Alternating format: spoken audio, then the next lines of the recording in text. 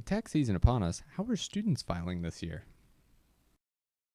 I pretty much leave my mom in charge of everything important. It tends, if I do something, I usually screw it up. So it will be my first year filing independently.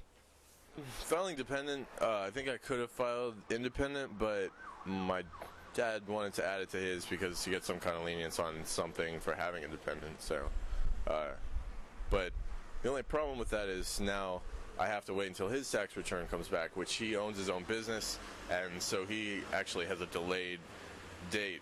So mostly I just really would like to get my tax return, but I have to wait for it because I'm not filing dependent, which we're not actually sure either whether or not it makes any difference to me whether I file dependent or independent. So are students worried about filing independently this year or in the future? Nope. I took a few accounting classes. Yeah, I should be fine, and TurboTax does most of the work for me, so I'm not going to have any problem. at the rate the government's going, I expect us all to be broke very shortly, so I'm not too worried about it. Hopefully I'll be rich enough to where I'll just hide my money in foreign Swiss bank accounts.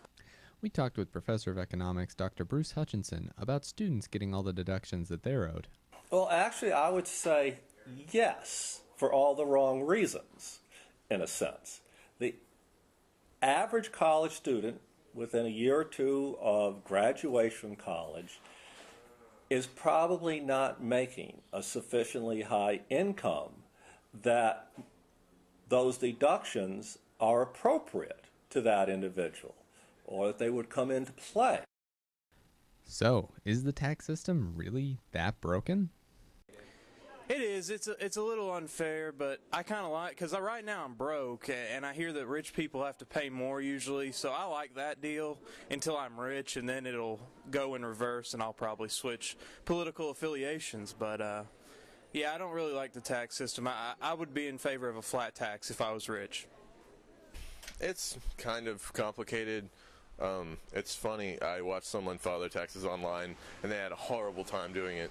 And they tried like 8 different online things, and they all had different requirements, and you had to pay for some of them secretly when you were done. So you would put in all your information, and then they make you pay. But there's a lot of little extra things. But apparently, if you do it right, you can get a lot of money back, because there are all those commercials about we saved $2,000 because we had someone do it professionally. And yeah. Do you agree with that? Absolutely.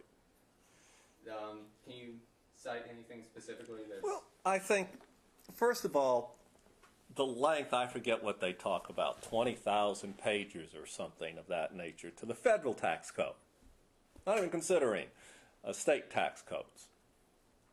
So no one person really understands. I know a number of attorneys. I know some attorneys who specialize or want to specialize in tax work. And they specialize in just a very, very narrow part of the tax code because it's so difficult to comprehend and know the whole code. So, is there a better way to do the taxes?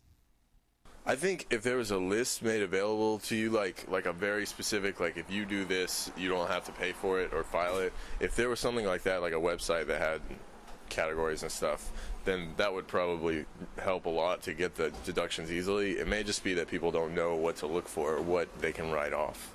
So, like work expenses and secretly saying that buying a computer was a work expense, or if you're a musician and you buy instruments, then you get to write those off, I think, as a business expense too. So if it was made more available to the public, it would probably be easier, but then I guess a lot of tax people wouldn't have the jobs that they have. So I would rather have revenue generation broadly split. Going to tax income? Fine. But let's have a sales tax. But let's have a general sales tax, just as income is income. It's not long-term. It's not short-term. That was an effort by a Chicago economist, unbelievable to me, to try to redistribute income, which is not the job of the government. You cannot find that in our Constitution. It's not enumerated power. We would have equity by treating people equally. the rate stays the same, and then broad taxes, so that individuals in each tax category pay, relatively little. So if you're going to tax income and you're going to tax the buying of goods and services, now you've cut the tax rate in half that you have to have. For more student and faculty opinions, read The Loop at utc.edu/The Loop. And for more videos, including the full interview with Dr. Hutchinson, check out UTC.com on YouTube.